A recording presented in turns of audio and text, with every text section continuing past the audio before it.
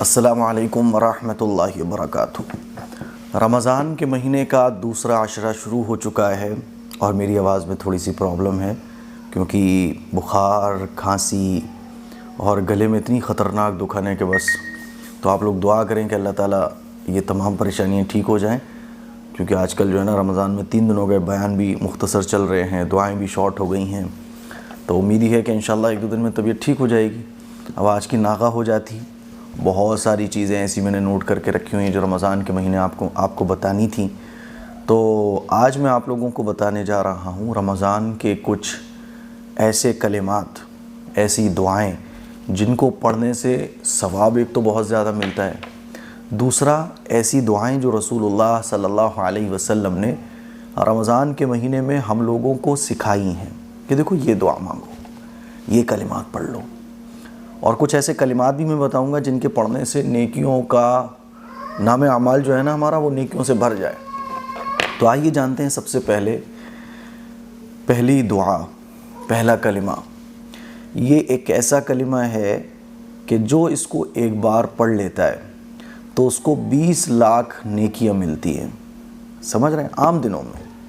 اب آپ اندازہ کریں کہ رمضان کے مہینے میں جو شخص اس کلمے کو پڑھ لے تو 20 لاکھ نیکیوں کو آپ 70 گنا اللہ تعالیٰ رمضان میں نیکیوں کا ثواب بڑھا دیتا ہے، تو 20 لاکھ نیکیاں اس کو آپ 70 گنا کر دو، کتنی ہو گئیں؟ کاؤنٹ کرتے کرتے تھک جاؤ گے۔ اور اس کلمے کو پڑھنے میں کتنا ٹائم لگے گا؟ مشکل سے 15 سیکنڈ۔ تو آئیے جانتے ہیں یہ کلمہ کون سا ہے۔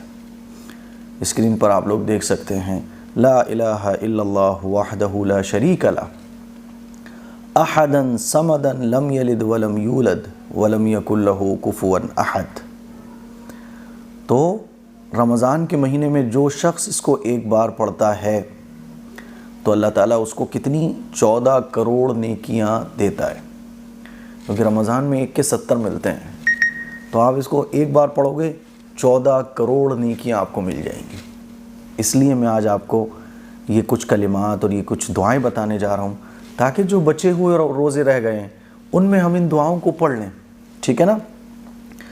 دوسری جو دعا ہے وہ ہے اللہم اغفر لی وللمؤمنین والمؤمنات۔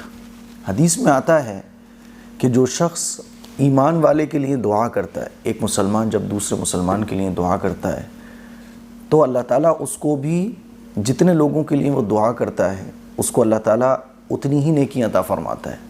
جیسے مان لیجیے میں نے 10 لاکھ لوگوں کے لیے دعا کی اور کہا کہ اللہ تعالیٰ ان 10 لاکھ لوگوں کو معاف فرما، تو 10 لاکھ نیکیاں مجھے مل جائیں گی۔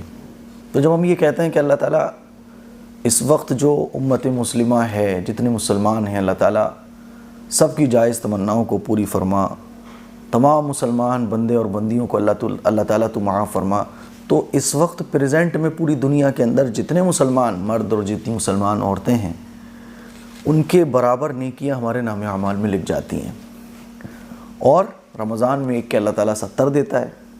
تو اس وقت آپ دیکھیں اربوں کی آبادی ہے مسلمانوں کی، تو 70 ارب نیکیاں پکی ہیں ملنا، سمجھ رہے ہیں؟ 2.5 ارب شاید آبادی ہے پوری دنیا میں مسلمانوں کی، اور یہ تو وہ ہے جو کاؤنٹ ہوئی ہے، جو کاؤنٹ نہیں ہو پائی اس کا تو پھر کہنا کیا ہے۔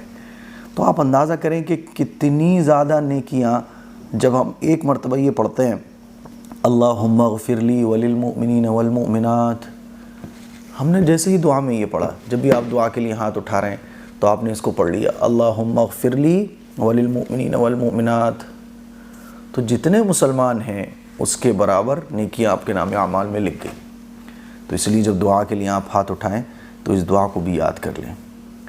سورہ فاتحہ، درود شریف کے بعد جو عربی میں دعائیں ہم لوگ مانگتے ہیں تو اس میں یہ بھی دعا مانگے اللہم اغفر لی وللمؤمنین والمؤمنات، ٹھیک ہے نا۔ چلیے ایک دعا نبی کریم صلی اللہ علیہ وسلم نے ہمیں اور سکھائی۔ حضرت عائشہ صدیقہ رضی اللہ تعالیٰ عنہ فرماتی ہیں کہ جب رمضان کا مہینہ آیا تو میں نے آپ صلی اللہ علیہ وسلم سے سوال کیا کہ اے اللہ کے رسول، رمضان کا مہینہ آ گیا ہے، میں اس میں کیا دعا کروں؟ تو آپ نے فرمایا کہ یہ دعا کرو۔ کون سی دعا؟ اللہم انک عفو تحب العفو فاعف عنی۔ اس دعا کا ترجمہ ہے اے اللہ تو معاف کرنے والا ہے، معافی کو پسند کرتا ہے، تو اللہ تو مجھے معاف فرما دے۔ یہ وہ دعا ہے جو ہمارے آقا نے ہمیں سکھائی ہے۔ آپ اندازہ کریں جو دعا ہمارے آقا ہمیں سکھائیں وہ دعا کتنی پاورفل ہو سکتی ہے۔ اسی لیے اس دعا کو بھی آپ یاد کر لیں، اور جو اب باقی روزے رہ گئے ہیں اس دعا کو بھی خوب مانگنے کی کوشش کریں۔ ایسے ہی رمضان کے پہلے عشرے کی، دوسرے عشرے کی، تیسرے عشرے کی بھی کچھ دعائیں وہ بھی ہو سکے تو ہم لوگ یاد کر لیں۔ جیسے کہ پہلے عشرے میں یا حی یا قیوم برحمتک نستغیث، ہے نا، اس کو بھی خوب پڑھیں۔ بغیر دعا کے بھی پڑھ سکتے ہیں، اور جب دعا مانگ رہے ہیں ہم لوگ تب بھی اس کو پڑھ سکتے ہیں، ٹھیک ہے۔ رب اغفر وارحم وانت خیر الراحمین، اس کو بھی پڑھیں۔ جب بھی دعا کے لیے ہاتھ اٹھائیں تو اس دعا کو بھی پڑھیں، اس میں مغفرت کی دعا ہے اللہ تعالیٰ سے۔ اور دوسرے عشرے کا تو پھر ہے ہی استغفار، استغفر اللہ ربی من کل ذنب واتوب الیہ۔ دوسرے عشرے میں استغفار کی کثرت خوب کرنا چاہیے، اور استغفار آپ بیٹھے بیٹھے بھی پڑھ سکتے ہو، اور جب دعا کے لیے ہاتھ اٹھاؤ تب بھی پڑھ سکتے ہو، استغفر اللہ ربی من کل ذنب واتوب الیہ۔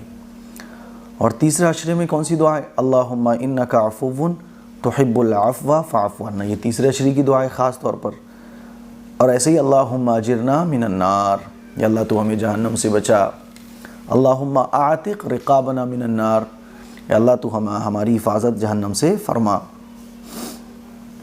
تو یہ کچھ دعائیں ہیں پہلے عشرے کی، دوسرے عشرے کی۔ اس کا مطلب یہ نہیں کہ پہلے عشرے کی اب دوسرے عشرے میں نہیں مانگ سکتے، بلکہ میں آپ کو یہ سمجھانا چاہ رہا ہوں کہ جب بھی آپ دعا کے لیے ہاتھ اٹھائیں تو ساری دعائیں جو عربی میں آپ کو یاد ہوں وہ مانگ لیں، ایک بھی دعا ہماری مس نہیں ہونا چاہیے، ٹھیک ہے۔ ایسی ایک حدیث میں آپ علیہ الصلاۃ والسلام کا یہ بھی ارشاد ہے کہ 4 چیزوں کی رمضان کے مہینے میں کثرت کرنا چاہیے۔ وہ 4 چیزیں کون کون سی ہیں؟ نمبر 1 کلمہ توحید، لا الہ الا اللہ، لا الہ الا اللہ۔ نمبر 2 استغفار، استغفر اللہ استغفر اللہ۔ نمبر 3 جنت کا سوال، اسألک الجنہ اسألک الجنہ، جنت اللہ سے خوب مانگی جائے۔ نمبر 4 جہنم کی پناہ، جہنم سے بچنے کے لیے اللہ سے دعا کی جائے۔ اس کو آپ عربی میں ایسے بھی مانگ سکتے ہو، لا الہ الا اللہ استغفر اللہ اسألک الجنہ واعوذ بک من النار، ہے نا۔ تو یہ کچھ دعائیں تھیں رمضان کے مبارک مہینے میں پڑھنے کی، یاد کرنے کی، کچھ کلمات تھے۔ اور درود شریف کی کثرت یہ بھی رمضان کے مہینے میں خوب کی جائے۔ تو یہ کچھ دعائیں اور کلمات تھیں جو میں نے آپ لوگوں کو بتائے، میرے لیے آپ دعا کریں، ہے نا۔ اللہ تعالیٰ ہم سب کی رمضان کی عبادتوں کو قبول فرمائے۔ السلام علیکم ورحمۃ اللہ وبرکاتہ۔